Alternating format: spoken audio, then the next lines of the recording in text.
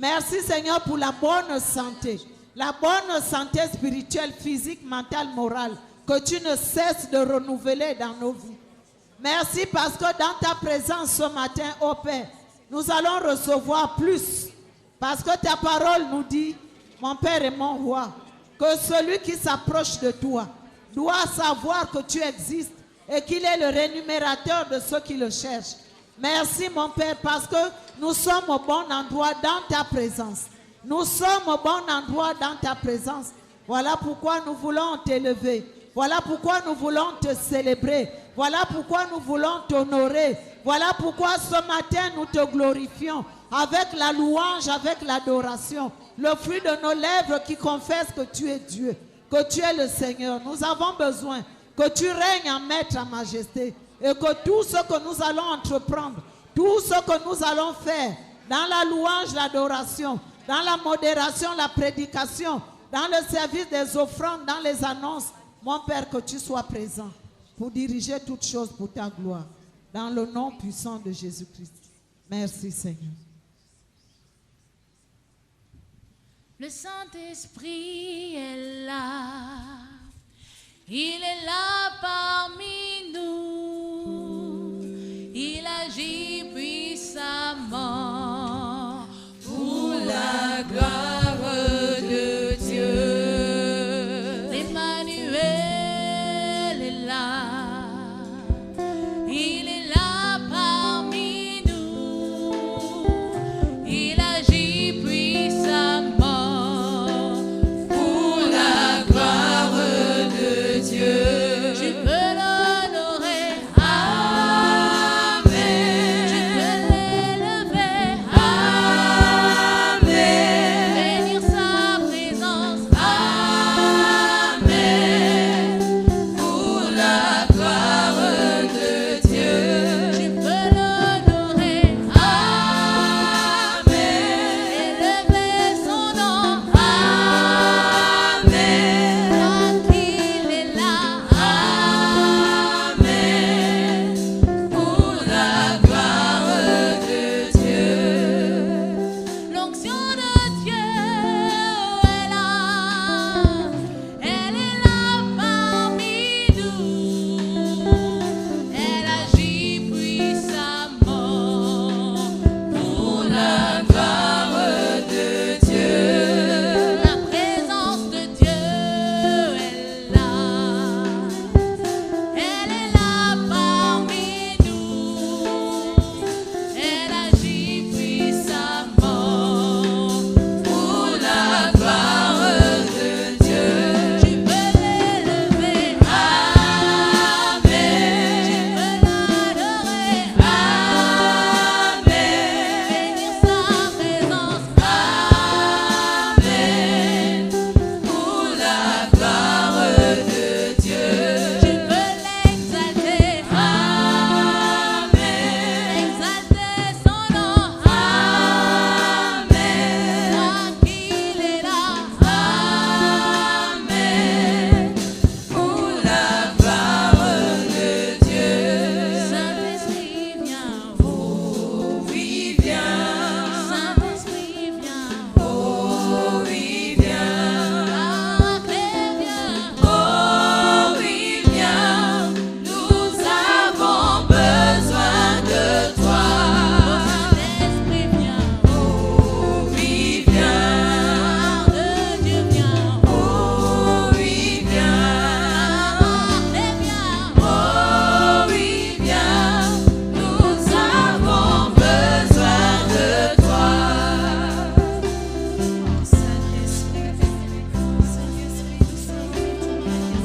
Bien-aimé, lève ta voix ce matin, parle avec le Saint-Esprit. Élève ta voix, parle au Saint-Esprit. Parle à l'Esprit de Dieu. Parle à l'Esprit de Dieu ce matin. Saint-Esprit, nous avons besoin. Nous avons besoin d'être ceux qui écoutent. Nous avons besoin d'être ceux qui manifestent la gloire de Dieu. Nous avons besoin d'être tes témoins. Nous avons besoin de toi, Saint-Esprit de Dieu. Dans nos pensées, dans nos paroles. Nous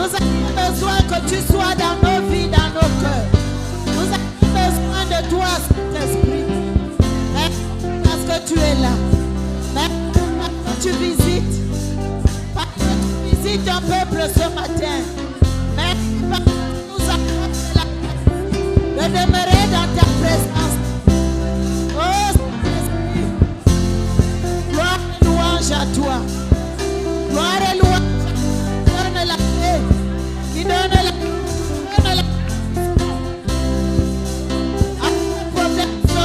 gloire et louange à toi, qui guérit les malades, gloire et louange à toi, qui donne la force aux faibles, gloire et louange à toi, qui nous implique dans la cause de Dieu, gloire et louange à toi, qui nous donne les capacités de nous tenir fermes. Oh, Esprit de Dieu, oh, Esprit de paix, de joie, de consolation, oh, Esprit de Dieu, viens encore nous remplir de l'autorité suprême. Viens encore faire de nous des flammes de feu, des serviteurs du Dieu Tout-Puissant. Viens nous révéler les choses cachées. Viens nous orienter, Saint-Esprit. Nous avons besoin de toi. Nous avons besoin de toi, Saint-Esprit. Merci.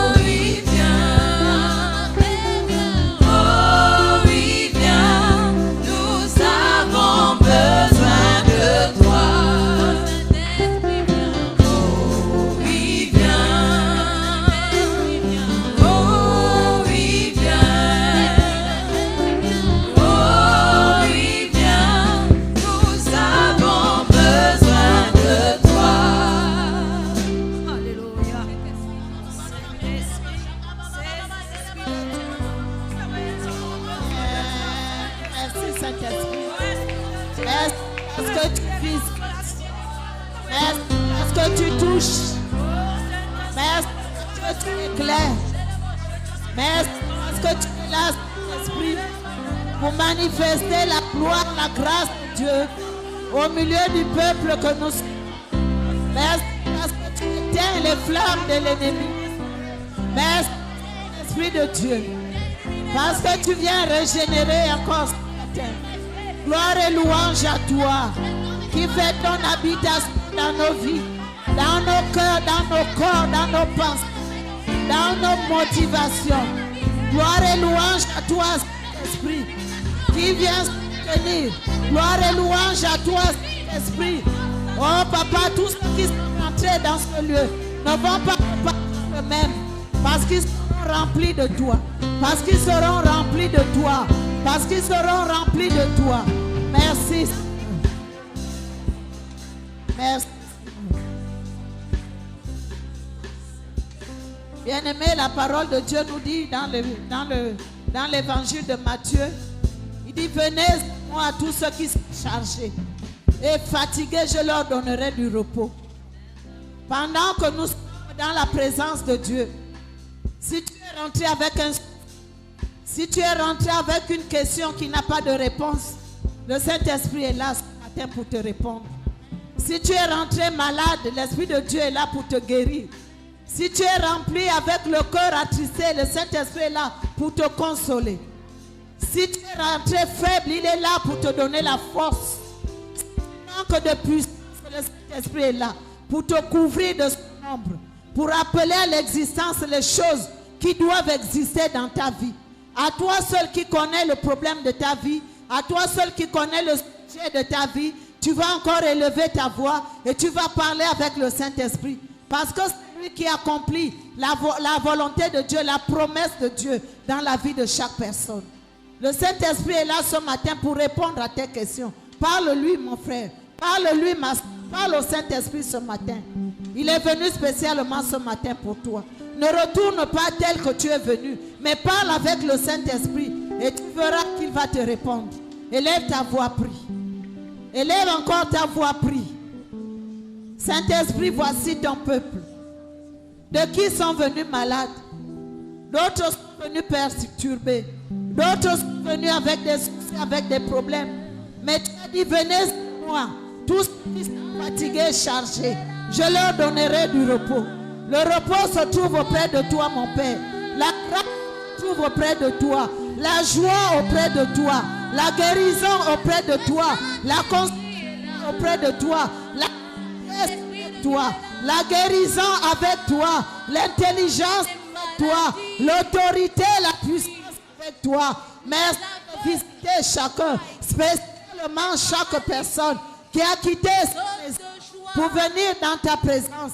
Merci pour ton toucher. Merci pour ton toucher. Merci pour ton toucher.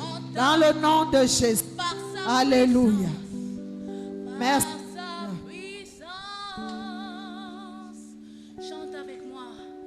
Le Saint-Esprit est là. Le Saint-Esprit est là. Le Saint-Esprit est là.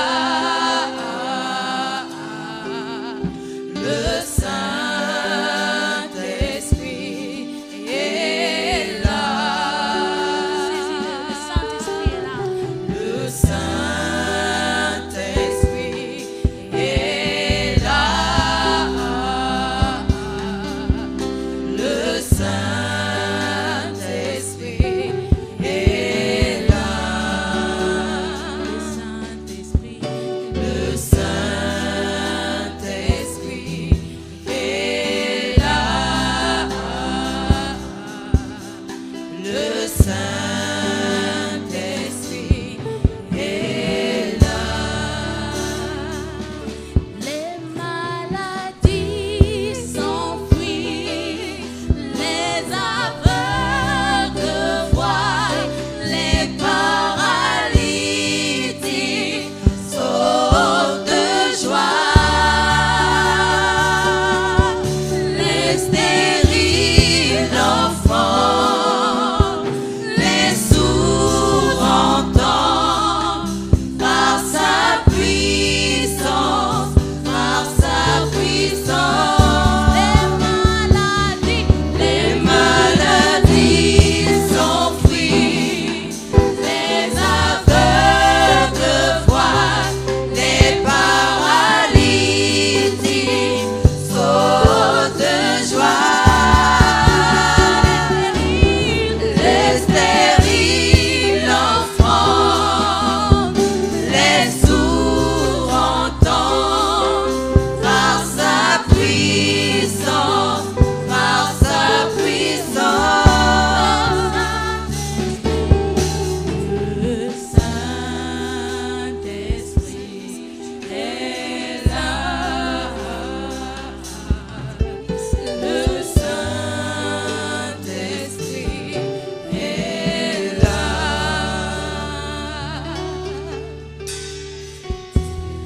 Merci. Merci pour la visitation ce matin. Merci pour ton toucher. Merci parce que tu as écouté et exaucé nos prières. Merci Saint-Esprit. Le jour que tu avais visité Marie, mon père, elle avait dit qu'elle ne pouvait pas enfanter parce qu'elle ne connaissait pas d'homme.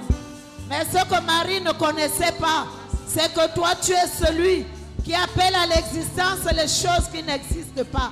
C'est toi qui donnes la vie. C'est toi qui manifestes la gloire et la puissance de Dieu. Mon Père, la Bible dit que la terre était informe et vide. Et Dieu dit que la lumière soit. Et la lumière fut. La lumière fut par l'action du Saint-Esprit. Merci parce que tu as établi la gloire de Dieu dans la vie de ton peuple.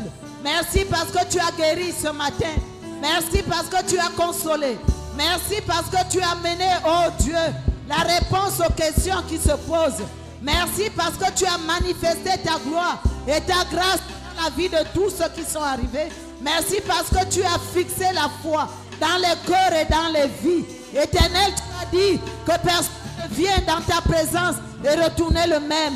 Je sais, mon Père, que ceux qui ont été touchés sont régénérés, sont restaurés, sont rétablis, sont guéris pour la gloire de ton Saint-Nom. Voilà pourquoi nous pouvons t'acclamer, acclamer la guérison, la restauration, la vie, la paix, la joie, l'intelligence, la maturité spirituelle, la grâce que toi tu viens de donner à ton peuple ce matin. Mon Père, je dis gloire, je dis au Seigneur pour la manifestation de ta présence, pour la manifestation de ta grâce, pour la victoire que nous venons de remporter. Ennemi, mon Père, parce que tu es là et que tu agis, et que tu agis, et que tu agis dans les corps et dans les vies, et que tu agis dans les familles, dans les nations, et que tu agis pour apporter la lumière là où il y avait les ténèbres, pour apporter la force là où il y avait la faiblesse. Merci. Reçois l'honneur et la gloire, mon Père. Reçois l'honneur et la gloire, parce que tu es le maître qui conduit nos vies, parce que tu es la main de Dieu, puisque tu agis dans ce monde pendant ce temps, dans le nom de Jésus. Merci, Seigneur. Gloire et louange à toi. Alléluia. Nous allons louer notre Dieu ce matin. Nous allons célébrer le Père de gloire. Nous allons célébrer son amour, sa fidélité. Par des cantiques. Gloire à Dieu qui règne dans les cieux. Alléluia. Gloire à Dieu qui règne dans les cieux. Alléluia. On le chante Alléluia. Alléluia. On le chante Alléluia. Alléluia. On le chante Alléluia. Alléluia. Alléluia. Alléluia. On le chante Alléluia. Alléluia. On le chante Alléluia. Alléluia. On le chante Alléluia. Alléluia. Alléluia. Gloire à Jésus. Est-ce que tu peux acclamer, bien-aimé? Gloire à Jésus qui règne dans les cieux. Il règne dans ta vie. Il règne en ces lieux. Ah ah. Ma. Eh, eh. On y va. Gloire à Dieu qui est dans les cieux. Alléluia. Eh, gloire à Dieu qui est dans ma vie. Alléluia. Tout le monde chante Alléluia. Alléluia. Tout le monde chante Alléluia. Alléluia. Tout le monde chante Alléluia. Alléluia. Tout le monde chante Alléluia. Alléluia. Tout le monde chante Alléluia. Alléluia. Tout le monde chante Alléluia. Alléluia. Ce qu'il a fait pour toi, personne ne peut le faire. Il a payé ta dette à la croix du calvaire. Ce qu'il a fait pour toi, personne ne peut le faire. Il a payé ta dette à la croix du calvaire. Ce qu'il a fait, ce qu'il a fait, Personne ne peut le Jésus faire. a payé ma dette à la croix du calvaire. Ce qui est, Ce qu'il a fait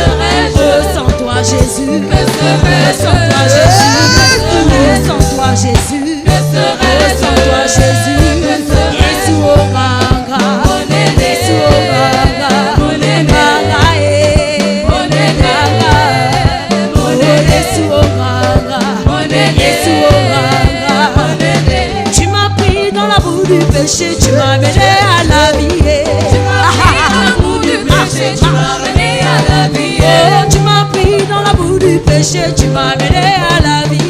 Tu m'as pris dans la boue du péché, tu m'as mené à la vie. Tu as dit évangile, nous m'as mené. Tu m'as pris dans la boue du péché, tu m'as mené à la vie. Tu as dit mon peuple, acclame-moi médaille. Tu m'as pris dans la boue du péché, tu m'as mené à la vie.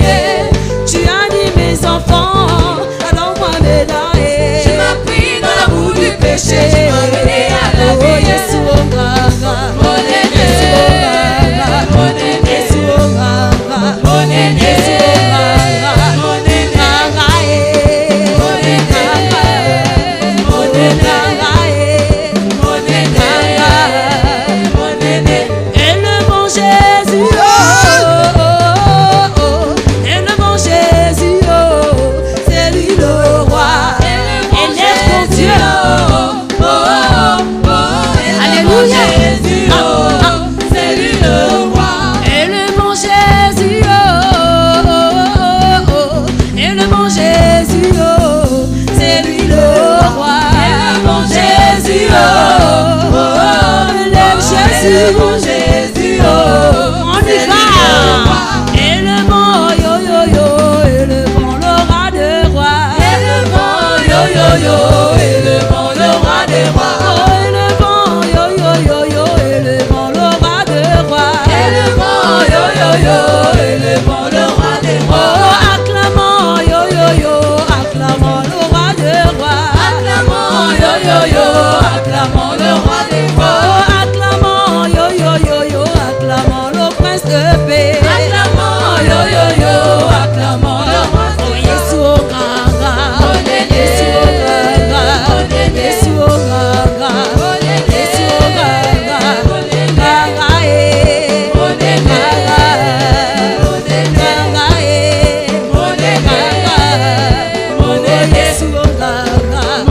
Yesu oh, Gaga. Gaga, eh. Gaga. Ah, milolo, milolo, milolo, milolo, milolo. La gloire de Jésus. Seigneur, merci pour ta présence. Alléluia. Ah. Oh, Yesu oh, Gaga. Yesu oh, Gaga. Yesu oh, Gaga. Yesu oh, Gaga. Alléluia.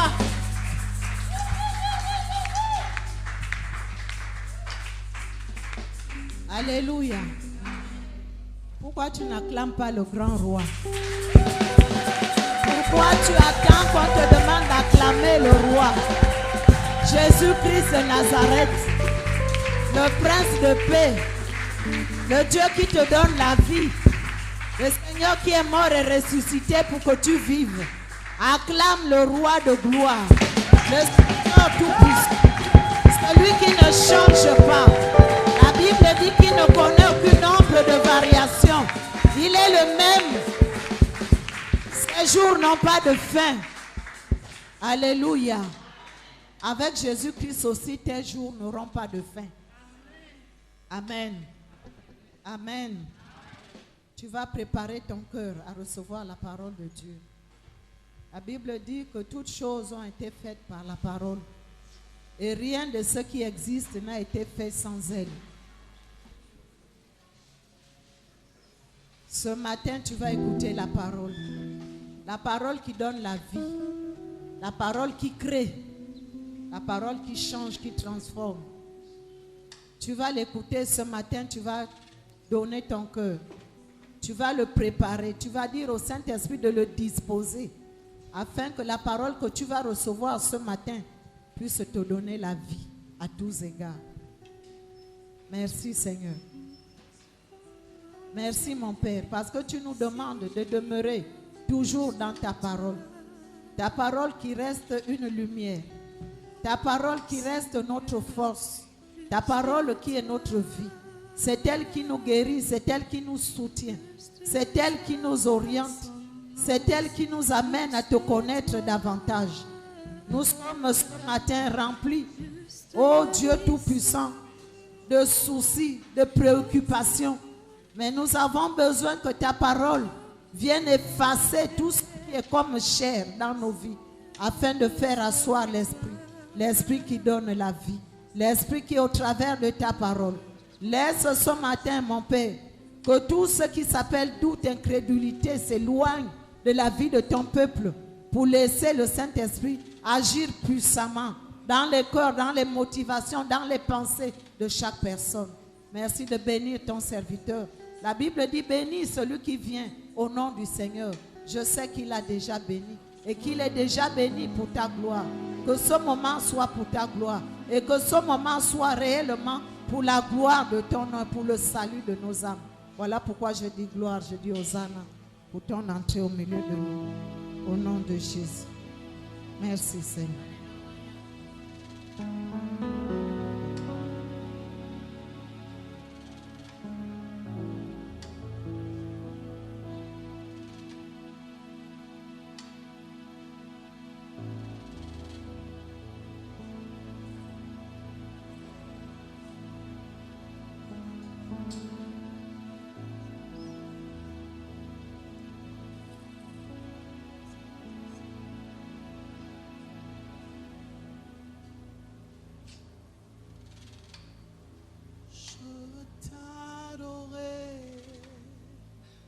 Seigneur, je veux t'adorer.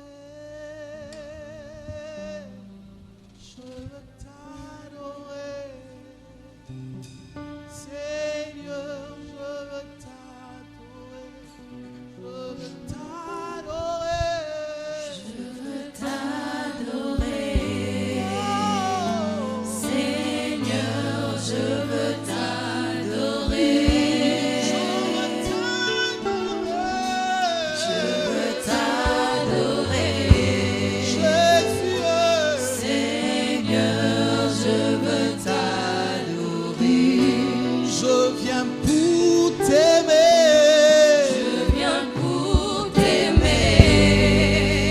De tout mon cœur. Seigneur, je viens pour t'aimer.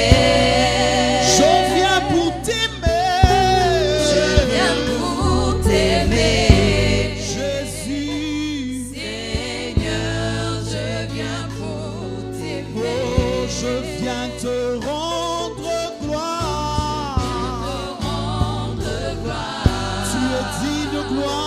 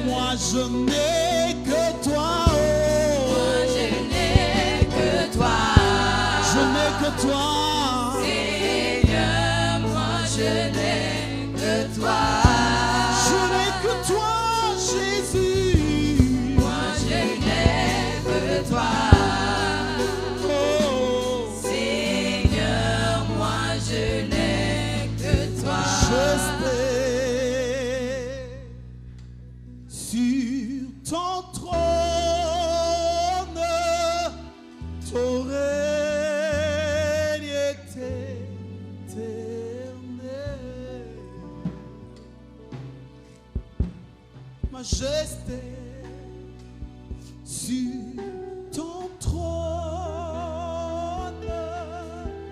ton règne est éternel. Majesté, Majesté, sur ton trône reçois la gloire. ton trône,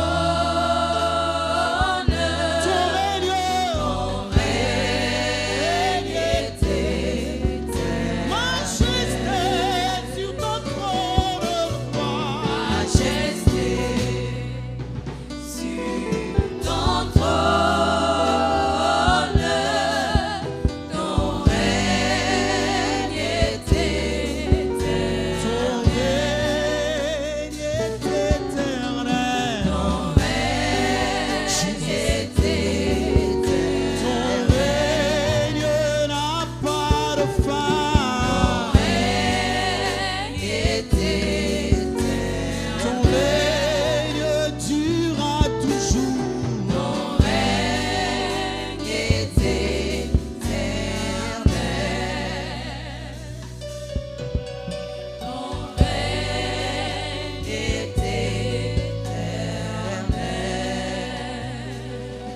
Seigneur, tu es l'ancien des jours, l'ancien des âges, c'est toi, et ton règne n'a pas de fin. Personne ne t'a établi, personne ne t'a installé, personne ne t'a voté, personne ne t'a élu, parce que tu es l'Éternel, le commencement et la fin. Tu es Alpha, Oméga, tu es le premier et le dernier, et ton règne est éternel. Ce matin, Seigneur, nous nous prosternons devant ton trône pour t'élever, toi le véritable, pour t'élever, toi l'honorable, pour t'élever, toi le vénérable, le roi des rois, le Seigneur des seigneurs.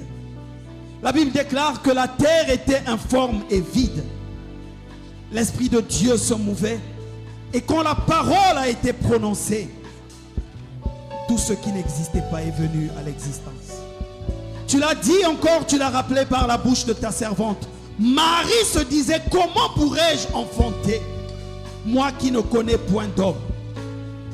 Mais toi le tout capable, toi le tout puissant, toi pour qui rien n'est impossible.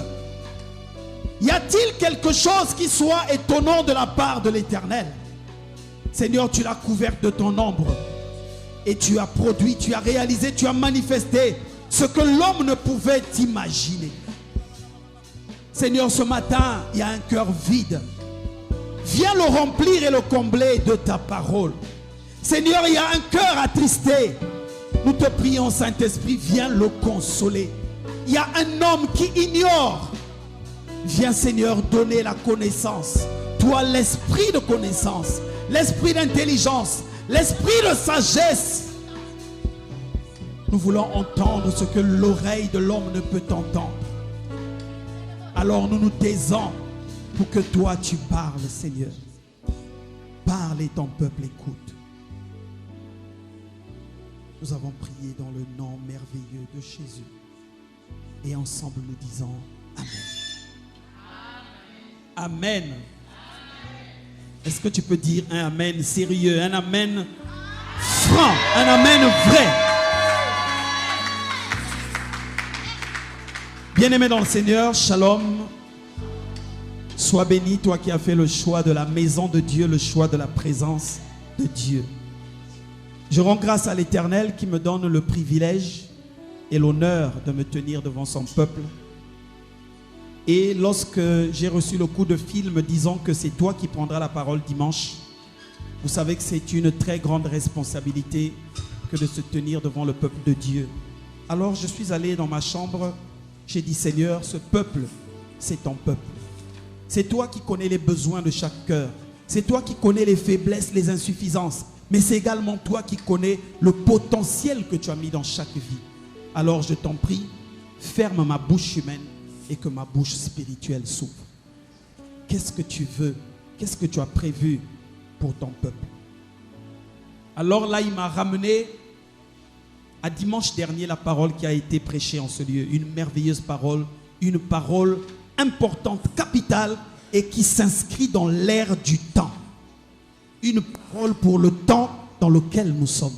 Alors le Saint-Esprit m'a inspiré pour continuer dans cet élan, l'élan que nous avons pris dimanche dernier.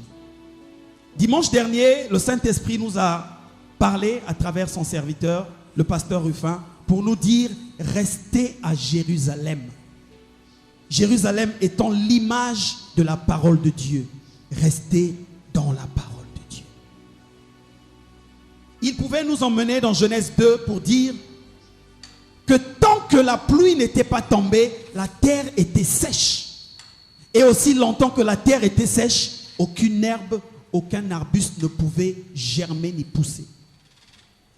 Il a aussi comparé l'homme à la terre parce que l'homme a été créé de la poussière de la terre. Alors lorsque la pluie ne tombe pas sur la terre qu'est l'homme, la pluie qui représente la parole de Dieu, lorsque l'eau ne tombe pas sur la terre qu'est l'homme, la vie de l'homme n'est que désolation. La vie de l'homme n'est que chagrin. La vie de l'homme n'est que douleur. Sans la parole de Dieu, l'évangile, la terre ne se trouve que dans les problèmes. Et c'est la situation actuelle. Le monde souffre parce que les hommes ont tourné le dos à l'évangile. Le monde est en difficulté. Le monde est troublé. On ne sait plus comment sera demain. Parce que parole de Dieu n'a plus sa place au milieu des hommes, alors le Seigneur nous demande de rester dans la parole. Romains chapitre 1er, le verset 16 dit, car la parole de Dieu, car l'évangile est une puissance de Dieu pour le salut de quiconque croit.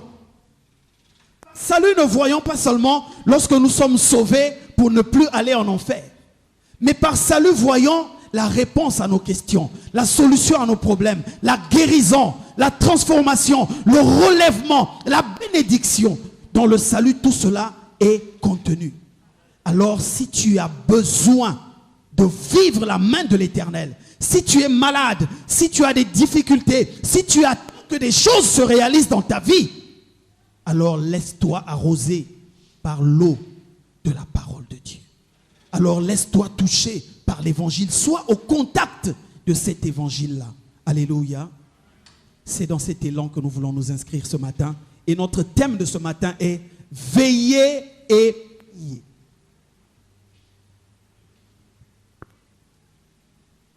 Veillez et priez. Nous avons deux textes de base que nous allons lire par la grâce de Dieu. Le premier se trouve dans le livre de 1 Pierre chapitre 5, le verset 8. 1 Pierre chapitre 5, le verset 8. Est-ce que tu peux honorer la parole de Dieu? 1 Pierre chapitre 5, le verset 8, il est écrit: soyez sobres. Soyez sobres, veillez. Votre adversaire, le diable, rôde comme un lion rugissant, cherchant qui il dévorera. Amen. Le deuxième passage est dans toujours le livre de 1 Pierre, une page avant, chapitre 4, le verset 7. Il y a quelque temps, nous avions déjà partagé ce passage avec le serviteur de Dieu, le pasteur Nolé. 1 Pierre chapitre 4, le verset 7. Là, il est écrit: la fin de toute chose est proche. Soyez donc sages et sobres pour vaquer à la prière. Soyez donc sages et sobres pour vaquer à la prière. Et c'est à travers ces deux passages que nous avons tiré notre thème qui s'intitule « Veillez et priez ». Nous pouvons nous asseoir dans sa présence et dans sa gloire. Dimanche dernier, il nous a été dit « Restez à Jérusalem ». Pourquoi nous devons rester à Jérusalem? Parce que la pluie va descendre. Pas n'importe où, mais à un endroit bien déterminé, bien précis, à Jérusalem. C'est pourquoi nous devons être là. C'est un rendez-vous divin. Nous sommes secs et nous avons besoin, pour produire, pour porter du fruit, nous avons besoin de recevoir l'eau de la parole, cette eau qui doit descendre à travers la promesse qui nous a été faite. Mais la promesse descendra à Jérusalem. Et ce matin, le Seigneur vient te dire, reste encore à Jérusalem. Pourquoi? Parce qu'il y avait deux promesses à la base. La première promesse qui s'est déjà accomplie, celle nous avons parlé le dimanche dernier, c'est celle qui s'est accomplie dans Actes des Apôtres chapitre 2, de 1 à 4. La Bible dit que le jour de la Pentecôte, ils étaient réunis, rassemblés en un lieu. Et subitement, tout à coup, un bruit comme celui d'un vent impétueux se fit entendre.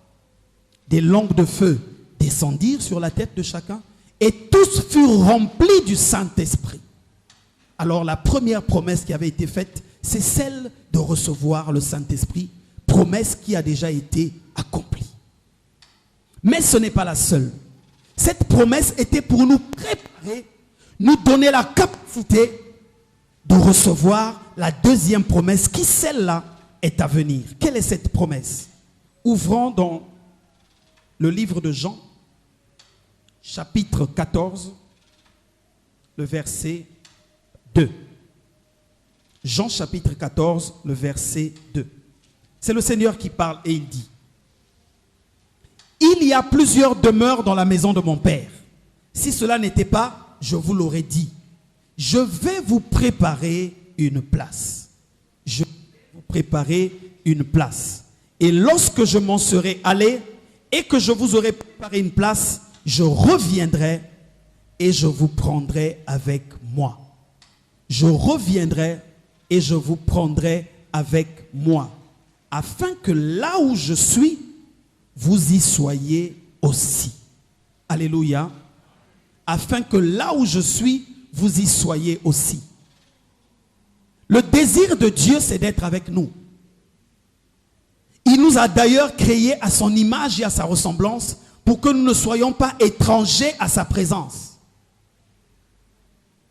Il a laissé son trône de gloire, il est venu marcher sur la terre des hommes, mais il est reparti en nous laissant une promesse. Il a dit, je vais vous préparer une place et je reviendrai vous chercher afin que là où je suis, que vous y soyez aussi. C'est la deuxième promesse, mais contrairement à la première qui s'est déjà accomplie, celle-ci n'a pas encore eu lieu. Mais il y a un détail qui nous a été donné ce matin. On a dit que le Seigneur est proche. Est-ce que tu peux répéter avec moi? Le Seigneur est proche. Le Seigneur se tient à la porte. Le Seigneur revient bientôt. Oui, mes bien-aimés, le Seigneur revient bientôt. Pourquoi revient-il? Il revient parce que dernièrement, puisque nous étions secs, il avait répandu la pluie. La pluie est descendue, l'herbe a poussé, les arbustes ont poussé, les arbres ont poussé et ont donné, le champ a donné, et l'heure vient déjà où le Seigneur vient pour la récolte. Alléluia. Le Seigneur vient récolter ce qui a poussé. La Bible déclare qu'il vient séparer le bon grain de l'ivraie. Parce que dans ce qui a poussé, il y a du bon, il y a du moins bon, il y a aussi du mauvais. Alors il vient pour séparer le bon grain de l'ivraie. Il vient, lui, le bon berger, pour séparer les brebis d'avec les boucs.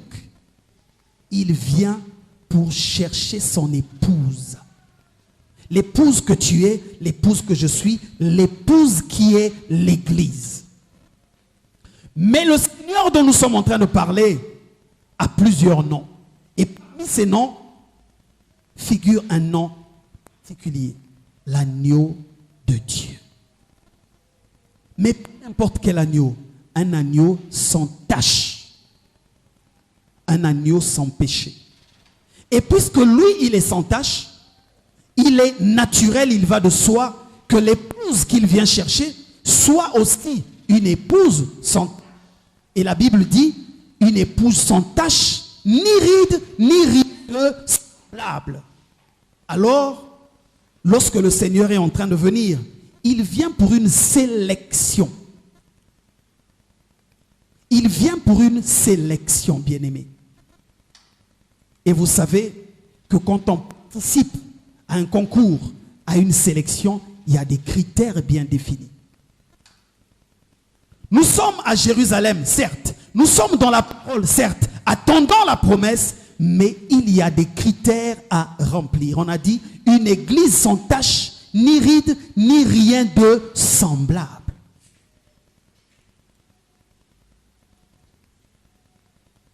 Ni rien de semblable. Alors, nous sommes à Jérusalem en attente. Nous sommes dans la parole. Mais nous avons l'obligation d'avoir une certaine position. Un certain positionnement, une certaine attitude. Alléluia. Nous devons obligatoirement être dans une certaine attitude. La Bible dit dans Actes, chapitre 2, comme nous l'avons dit, qu'ils étaient rassemblés en un certain lieu. Jérusalem est une grande cité. Jérusalem est grande et dans Jérusalem, il y a du tout. Ils n'étaient pas à gauche et à droite dans Jérusalem, mais ils étaient à un endroit. Quel est cet endroit? Ils étaient dans la chambre haute. Et dans la chambre haute, qu'est-ce qu'ils faisaient? Ils étaient en train de veiller et de prier. C'est pourquoi le Seigneur nous dit ce matin, vous êtes à Jérusalem, d'accord, vous êtes dans la parole, d'accord, mais tant que vous êtes à Jérusalem, veillez et priez. Alléluia.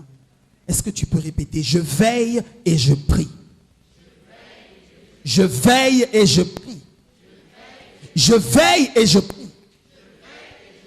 Vous savez que la ville de Jérusalem, la population de Jérusalem n'était pas 120 personnes, vous le savez. Il y avait des milliers et des milliers et des milliers de gens. En plus de ceux qui habitaient à Jérusalem, à cause de la fête qui était célébrée, il y a beaucoup de gens qui sont venus d'ailleurs, qui se sont retrouvés à Jérusalem. Mais curieusement, la promesse n'a été manifestée que dans la vie de 120 personnes. Malgré qu'il y avait des milliers, peut-être des millions de gens à Jérusalem, le Saint-Esprit n'est descendu que sur 120. Cela montre à suffisance que même lorsque le Seigneur reviendra, il ne prendra pas tout le monde. Il prendra ceux qui seront dans une certaine position, ceux qui seront dans une certaine disposition, ceux qui seront dans une certaine attitude. Lorsqu'une femme attend un enfant, il y a des choses qu'elle ne fait plus. Il y a des choses qu'elle ne mange plus. Il y a des endroits où elle ne part plus.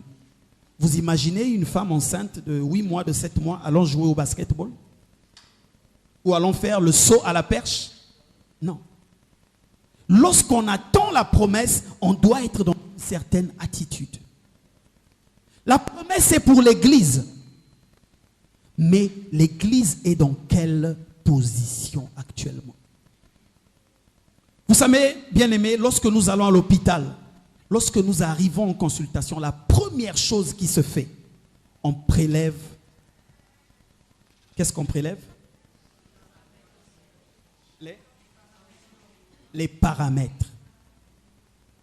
On regarde le poids, on regarde la tension, on regarde la température.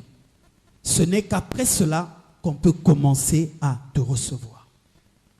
Mais aujourd'hui, nous élevons les paramètres de l'église qui la promesse a été donnée. Nous nous rendrons compte qu'il y a des problèmes. En tant qu'église qui attend de voir et de vivre la promesse, quelle est ta position?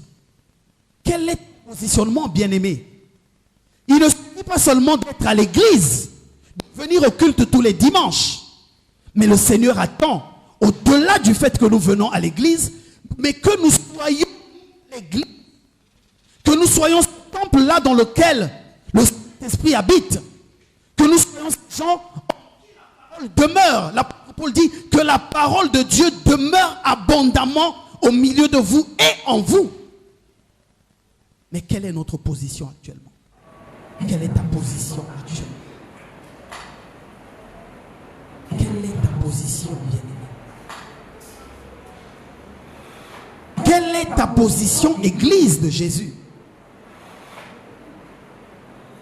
Est-ce que lorsqu'on te regarde, on peut voir l'image de Christ? Est-ce que lorsqu'on te regarde, on peut savoir que ça c'est la fiancée de quelqu'un, une fiancée fidèle?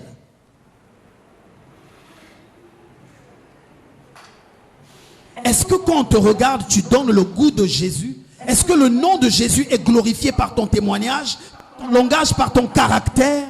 Est-ce que Jésus est glorifié? Quel est ton positionnement? Quelle est ta position, Église, ce matin?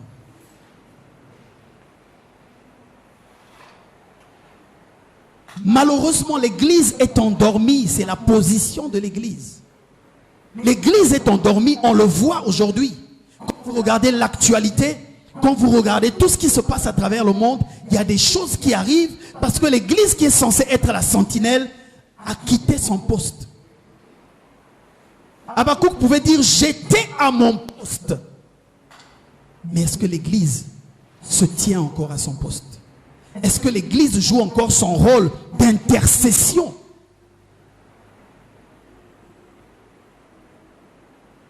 Alléluia. Quelle est ta position, Église? Quelle est ta position, bien-aimé? Oui, tu viens à l'église, d'accord. Mais tu viens dans quelle église? Tu fréquentes une église, oui, d'accord. Mais quelle église fréquentes-tu? Sais-tu qu'il y a des églises satanistes? Tu peux aller dans une église, mais c'est Satan qui est là-bas. peut écouter la parole, mais Satan aussi parle. Dans le jardin, Ève a prêté l'oreille à ce que le diable lui a dit. Et ce qui est arrivé est arrivé. Alors, quelle parole écoutes-tu? Restez à Jérusalem, demeurez dans la parole. Mais quelle parole? Dans quelle position? Le Seigneur se tient à la porte, bien-aimé. Et il ne prendra pas tout le monde. Le Seigneur n'est pas le Père Noël. Il ne prendra pas tout le monde. Il vient pour chercher une église sans tache, ni rite, ni rien de semblable. Malheureusement, l'église d'aujourd'hui s'est détournée du principal. Qu'est-ce qui est prêché dans nos églises? Le miracle. Qu'est-ce qui est prêché dans nos églises? La prospérité. C'est pas mauvais. La prospérité n'est pas une mauvaise chose en soi. Dieu rend prospère. Il a dit, je souhaite que tu prospères à tous égards et que tu sois en bonne santé. Dieu rend prospère. Mais est-ce que la prospérité, c'est notre priorité? La Bible dit dans Marc 8, le verset 36, que sert-il à un homme de gagner le monde, de gagner la terre entière, s'il perdait son âme? Est-ce que le miracle, c'est notre priorité? Il y a des gens qui se sont mariés, il y a des gens qui ont eu des enfants, il y a des gens qui ont eu de l'argent, qui ont vécu le miracle, mais ils sont morts. Et certains parmi eux iront en enfer. C'est pourquoi la Bible dit dans Matthieu 6, 33, cherchez premièrement. Ça veut dire que c'est une question de priorité. Il y a des choses que nous faisons qui ne sont pas mauvaises en soi, mais est-ce qu'elles sont prioritaires? Est-ce qu'elles sont prioritaires, mes bien-aimés? Lorsque nous étions petits et qu'on arrivait vers la fin du mois d'avril, vers le 15 mai, tous les papas donnaient toujours de l'argent aux mamans pour aller au marché, acheter des pulls verts, acheter des joggings, parce que le froid arrivait. Il y a des événements qui pointent déjà à l'horizon, qui sont en train d'arriver. Est-ce que nous avons l'équipement nécessaire? Est-ce que nous avons la position nécessaire? Dans Matthieu chapitre 21 à 13, d'une parabole, c'est le Seigneur qui parle. La parabole des 10 vierges. On a dit que c'était des prostituées. 10 vierges. C'est l'image de l'église. Des gens qui, au départ, sont mis pour servir le Seigneur. Mais au milieu des 10 vierges, il y en a 5 qui sont sages et il y en a 5 qui sont folles. Vierge, folle. Vierge, mais folle. À l'église, mais fou. À l'église, mais incrédule. À l'église, mais méchant. À l'église, mais adultère. À l'église, mais voleur. À l'église, mais méchant. À l'église, mais ne craignons pas Dieu. À l'église, mais ne témoignons pas Jésus. L'église ne sauve pas, bien-aimé. Ce n'est pas parce que tu es à l'église qu'automatiquement tu seras sauvé. D'ailleurs, la Bible dit, lorsque nous serons en face du Seigneur, certains vont dire, Seigneur, moi j'étais le pianiste de l'église. Seigneur, dans la corbeille, dans le petit coffre là, la plus grosse enveloppe des dîmes, c'était pour moi. Seigneur, c'est moi qui chantais. Seigneur, c'est moi qui prêchais. Il va dire, arrière de moi, je ne vous ai jamais connu. Tu peux être assis ici et ne pas être connu du Seigneur. Le Seigneur ne connaît que ceux qui sont dans la parole, que ceux qui se conforment à la parole. Jacques a dit que cette parole que vous écoutez, ne vous limitez, ne vous bornez pas seulement à l'écouter, mais mettez-la en pratique. Seigneur, c'est nous qui balayons l'église tous les dimanches. Oui, mais je ne vous connais pas. Seigneur, c'est moi qui tenais la caméra. Oui, mais je ne vous connais pas. Alors il n'est pas question de chanter à l'église ni de prêcher. Il n'est pas question de donner la plus belle enveloppe de dîmes. Il est question d'obéir à la voix du Seigneur. Il est question de marcher dans la volonté du Seigneur. Il est question d'être conduit par l'Esprit du Seigneur. La Bible dit dans Romains 8, 32, non, Romains 8, 14, que ne sont conduits par le Saint, ne sont fils de Dieu que ceux qui sont conduits par le Saint-Esprit. Es-tu conduit par le Saint-Esprit ou est-ce que tu es conduit par tes émotions? Alléluia. Est-ce que tu es conduit par tes intérêts ou tu travailles pour les intérêts de Dieu? Nous devons avoir une position dans l'attente de l'époux. La position de vierge mais sage.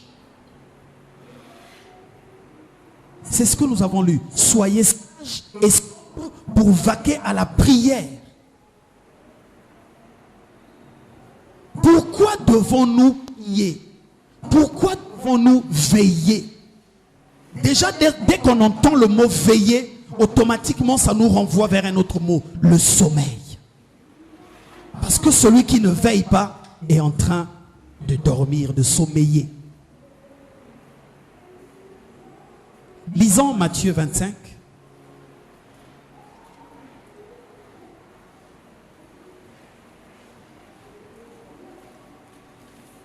Matthieu 25, le verset 5.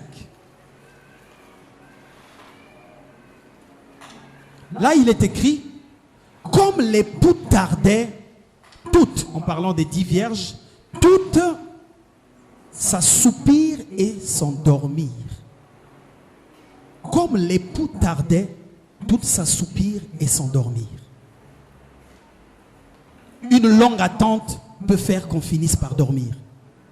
Dans Matthieu 26, au jardin de Gethsemane, le Seigneur s'est retiré avec quelques-uns de ses disciples et il leur a dit, restez ici et soutenez-moi dans la prière. 1 heure plus tard, quand il revient, il les trouve endormis. Il dit, vous n'avez pas pu veiller 1 heure avec moi. Et la Bible ajoute, pourquoi nous devons veiller? Parce que lorsque nous sommes endormis, on ne voit pas l'attaque de l'ennemi venir. Amen. Une attaque se prépare. Une attaque est déjà en cours à cause de notre ignorance. La promesse est pour nous, Église. Mais nous n'avons pas confiance de cette promesse. La Bible dit que la fin de toute chose est proche. Nous le disons, nous l'entendons partout, que le Seigneur revient bientôt. Mais nous n'avons pas la conscience du mot bientôt. Bientôt, ça veut dire bientôt. Bientôt, ça veut dire très bientôt. Bientôt, ça veut dire proche. Mais nous, à qui la promesse est destinée, nous ignorons la valeur de cette promesse. Malheureusement, il y a quelqu'un qui à côté a entendu cette phrase et a pris conscience du mot bientôt. Alléluia. La Bible dit dans Apocalypse chapitre 12, le verset 12, que le diable est descendu animé d'une ardente colère, sachant qu'il lui reste peu de temps. Il lui reste peu de temps, il est descendu animé d'une ardente colère. Et pendant qu'il est descendu, qu'est-ce qu'il fait? Il est en train de rôder comme un lion rugissant, cherchant qui il dévorera. Il ne va pas te dévorer en te coupant la tête ou en te mettant dans un plateau. Il prend une fourchette, il met du piment, il assaisonne et il mange. Mais il va te dévorer par la ruse. Souvenez-vous, Ephésiens 6 dit que sa manière à lui de combattre, c'est la ruse. Et sa ruse consiste, alors que tu devrais rester éveillé, sa ruse consiste à te distraire pour t'écarter de la priorité. Sa ruse consiste à te pousser au sommeil. Pendant que tu dois te préparer pour le retour du Seigneur, toi tu cours après les richesses de ce monde. Toi tu cours après la prospérité. Toi tu cours après le miracle. C'est des bonnes choses, mais ça peut te distraire et t'écarter de la priorité. Tu peux avoir été maman de quadruplé ou de quintuplé et rater l'enlèvement. Tu peux avoir été richement béni, tu es milliardaire, mais tu restes. Alléluia. Quelle est ta position? Le diable est en train de rôder cherchant qui dévorer. Et quand il regarde, il se rend compte que toi tu n'es plus là, tu es à Jérusalem.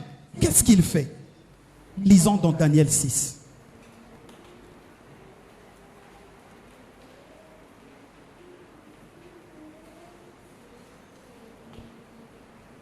Daniel chapitre 6, le verset 6 dit: et ces hommes dirent, ce sont des gens qui étaient collaborateurs du roi, mais ils étaient jaloux de Daniel à cause de la grâce de Dieu qui était dans la vie de Daniel, mais aussi à cause des responsabilités que le roi avait confiées à Daniel. Alors ils étaient contre lui, ils voulaient le faire tomber. Verset 6, ils disent: et ces hommes dirent, nous ne trouverons aucune occasion contre ce Daniel, à moins que nous n'en trouvions une dans la loi de son Dieu. Ne t'ayant pas trouvé là où tu étais, il a pris la résolution de te suivre à Jérusalem. Souvenez-vous, dans Matthieu 4, lorsque le diable est venu tenter Christ, il n'a pas dit je suis venu avec une belle femme, je veux que tu couches avec elle. Il n'a pas dit que j'ai mon pick-up qui est garé derrière, il y a de l'alcool dedans, allons boire. Il est venu lui parler de la parole de Dieu. Il a dit, il est écrit. Est-ce qu'il a dit que c'était écrit? C'était effectivement écrit dans la parole. Parce qu'il a appartenu à ce milieu de la parole, il connaît la parole. Il sait que la parole, c'est ta force. Est-ce qu'il doit te déstabiliser? Mais il va taper là où ça doit faire mal. C'est comme une équipe de football.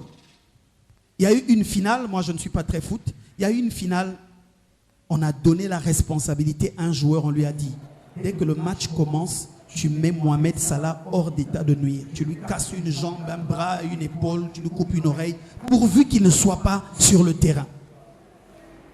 On lui a déboîté l'épaule, son équipe a perdu. Autant l'équipe comptait sur lui, autant dès qu'il a été absent, l'équipe a perdu. Ça veut dire que ce qui fait ta force, fait aussi ta faiblesse. Ta force, c'est la parole, mais si on touche cette parole, tu deviens faible. C'est comme le système immunitaire de l'homme. Lorsque le VIH vient, ce n'est pas une maladie en soi, mais ça attaque ton système de défense. Quand tu n'as plus de défense, toutes les maladies qui passent, tu peux les choper. Alors le diable ne vient pas avec une autre arme, il vient avec la parole. Il a dit dans le jardin à Ève, a-t-il réellement dit? Il est venu au désert contre Jésus, il a dit, il est écrit. Et toi aussi, il va te dire la même chose, il est écrit. Il va envoyer la fausse doctrine. On a mis église de Jésus, mais dedans là-bas, il y a la fausse doctrine. Est-ce que tu as le filtre du Saint-Esprit? La Bible dit dans Romains chapitre 12, verset 2, ne vous conformez pas au siècle présent, mais soyez transformés par le renouvellement de l'intelligence afin de discerner quelle est la volonté de Dieu. Sur quel système es-tu en train de vivre et de marcher? Le système du siècle présent, il est entièrement basé sur la fausseté. Le système actuel, celui du monde présent, nous a déformés. On a dit, par exemple, que pour qu'un vêtement de femme soit un bon vêtement, il faut que ça soit court. Une vraie jupe, une vraie robe, ça doit être court. Quand ça dépasse les genoux, ça fait vieux, ça fait ringard. Nous pensons être à la mode, mais on est en train de nous pousser à déplaire à Dieu. On est en train de nous pousser à la séparation. On est en train de nous pousser à l'impudicité. On a dit qu'un homme, un vrai homme, il ne peut pas avoir une seule femme. Il ne peut pas manger la même nourriture tous les jours. Pour qu'un homme soit un vrai homme respecté, il doit avoir 2, 3, 4, 5. Et nous vivons comme ça sans que c'est normal. Le monde actuel nous a poussé, dès qu'on a un petit mal, le réflexe, l'hôpital. Et même, le monde actuel, le siècle présent a fait que tu es en bonne santé. Tu n'as mal nulle part. Tu prends ton argent, tu vas en pharmacie.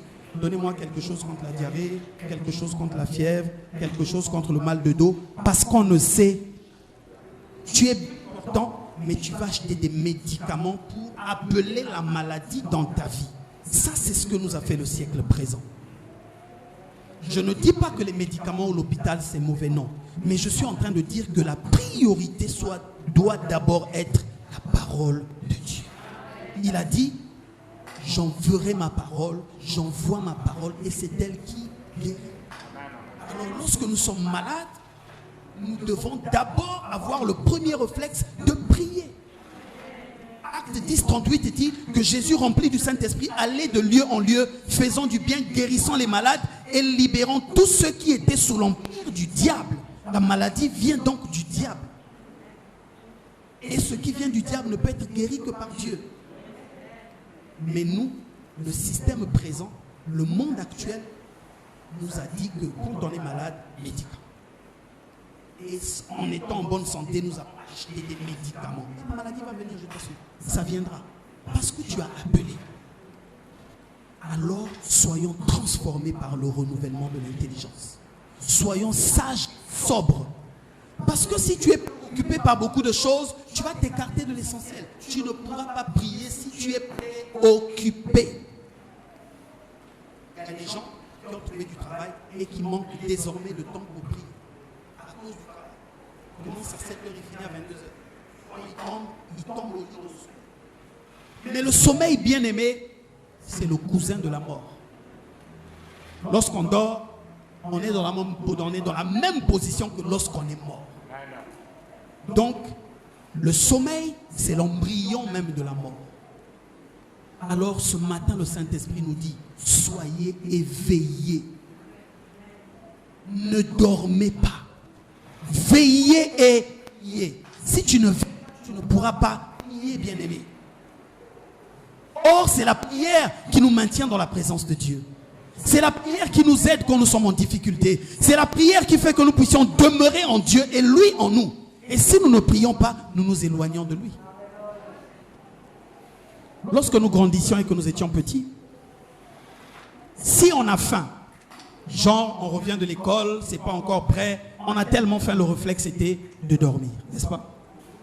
Eh bien, la Bible ne vous enseigne pas, la nature ne vous enseigne pas. Lorsque tu n'es pas nourri à la parole de Dieu, la conséquence c'est que tu vas tomber dans le sommeil. Et pour rester éveillé, nous devons être nourris à la nourriture de la parole de Dieu. C'est la parole de Dieu qui nous donne la force, qui fait que notre homme intérieur soit debout. Et quelle nourriture manges-tu? La dernière fois que ta Bible s'est ouverte, c'était quand? Il y en a parmi nous, leur Bible s'ouvre 4 fois le mois. Premier dimanche, deuxième, troisième, quatrième dimanche, à Bou-Pia. 4 fois le mois. On raconte l'histoire de cette femme qui avait reçu un pasteur et il y avait un billet de 10 000 sur la table. Quand le pasteur qui est venu manger, ils ont passé un bel après-midi, ils ont mangé, il est parti. La femme cherche ses 10 000, elle ne trouve plus. Donc elle appelle, elle a murmuré, elle a dit non, il faut que je l'appelle quand même. Elle appelle, homme de Dieu, j'ai beaucoup de respect pour vous, mais quand même, vous êtes allé trop loin. Mais 10 000 francs, c'était calculé, c'était programmé, vous ne pouviez pas quand même les emporter. Le pasteur lui a répondu, maman, effectivement, le jour où je suis venu manger, j'ai vu 10 000 francs sur la table. Mais de crainte que la sauce du Niemboué ne tombe dessus, j'ai mis les 10 000 francs en lieu sûr, comme il y avait la Bible sur le meuble, j'ai mis le billet de 10 000 francs dans la Bible. Donc si tu ouvres là-bas, tu verras. Mais cet épisode a montré que la femme, depuis 1 mois, n'avait pas ouvert sa Bible. Si elle avait ouvert sa Bible, elle aurait vu le billet de 10 000 francs là-bas. Combien de fois ta Bible s'ouvre-t-elle par mois, par semaine ou par jour? Combien de fois? Parce que Jésus est la parole. Demeurer en Jésus, demeurer à Jérusalem, c'est demeurer dans la parole. C'est manger la parole. Comme la Bible dit, as-tu avalé le rouleau? Si tu ne médites pas la parole de Dieu, tu n'es pas.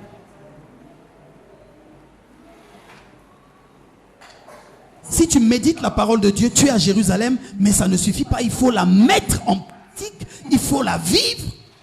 À ce moment-là, tu es au bon endroit. À Jérusalem, il y avait de tout. Les brasseries fonctionnaient.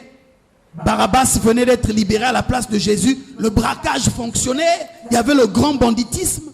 Marie de Magdala s'était convertie, mais ses anciennes collègues, ses anciennes copines étaient restées dans les mêmes systèmes. La prostitution fonctionnait. Tu peux être à Jérusalem et te retrouver chez les prostituées. Tu peux être à Jérusalem et te faire agresser les braqueurs. Tu peux être à Jérusalem et être assis à côté de Braga Medini Jérusalem et en train de boire ce que nous connaissons. Tu es à Jérusalem, oui, mais dans quel quartier de Jérusalem? Alors nous devons veiller et prier. Lisons pour finir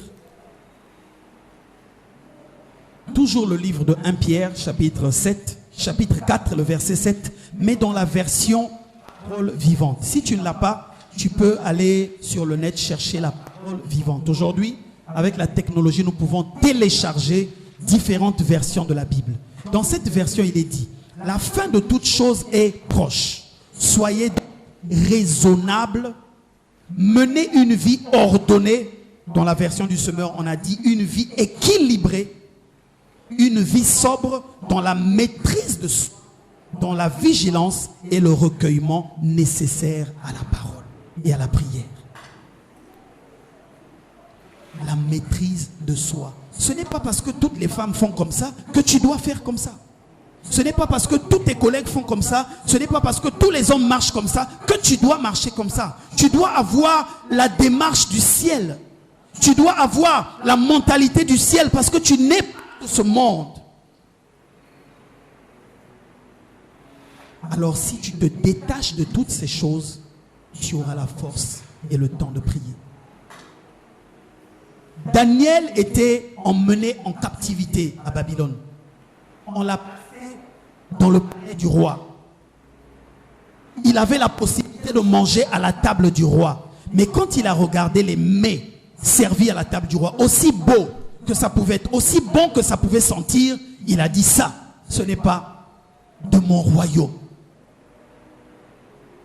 Alors il a dit, je ne mangerai pas de ça. Il se nourrissait exclusivement de légumes et ne buvait que de l'eau. Mais le jour où on les a mis ensemble pour voir le résultat de cette nourriture, celui qui avait la meilleure mine, c'était Daniel. Et on a dit qu'il surpassait les autres en intelligence. Parce qu'il y avait en lui un esprit supérieur. Qu'est-ce que tu manges, bien-aimé? Qu'est-ce que tu manges? Alléluia. Toutes ces questions que le Saint-Esprit nous a posées ce matin, ne répondons pas ici, allons répondre à la maison, entre nous et le Seigneur, dans le secret de la prière. Restons à Jérusalem, d'accord, mais n'importe où dans Jérusalem. Restons dans la parole, venons à l'église, mais pas n'importe quelle église, une église véritable. Ne venons pas à l'église, mais soyons l'église, bien-aimés. Laissons-nous conduire par le Saint-Esprit pour veiller et pour prier. Pour veiller et pour prier. Pour veiller et pour prier. Est-ce que tu peux dire, je veux veiller et prier? Je veux veiller et prier. Je veux veiller et prier. Tiens-toi debout dans sa présence. Emmène-moi, Saint-Esprit. Emmène-moi où tu veux. Emmène-moi auprès de Jésus. Emmène-moi. Emmène-moi, Saint-Esprit. Emmène-moi où tu veux. Emmène-moi. Emmène-moi.